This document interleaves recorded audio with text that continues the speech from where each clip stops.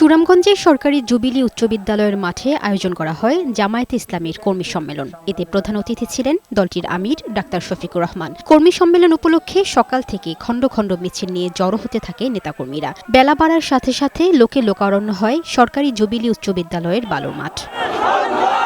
এ সময় জামায়াতের আমির বলেন, গুম খুনের সাথে জড়িতদের বিচার অগ্রাধিকার ভিত্তিতে করতে হবে।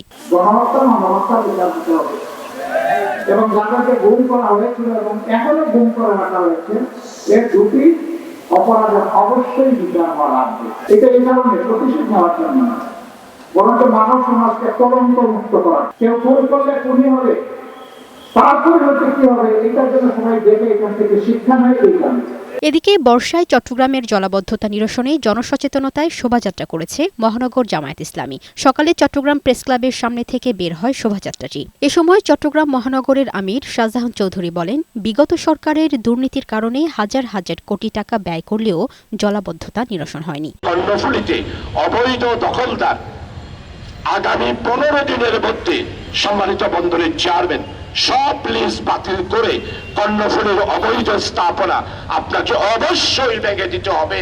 কর্ণফুলীর নদীর সীমানা অনুসারে যাতে করে জোয়ার বাটার কর্ণফুলী হয়, সেটাই আমরা আগামী 15 দিনের মধ্যে দেখতে চাই। এ সময় চলতি বছর জলাবদ্ধতা নিরসনে প্রকল্প সংশ্লিষ্টদের কার্যকর পদক্ষেপ নেয়ার দাবি জানান দলটির নেতারা। লামিয়া আক্তার, বৈশাখী সংবাদ।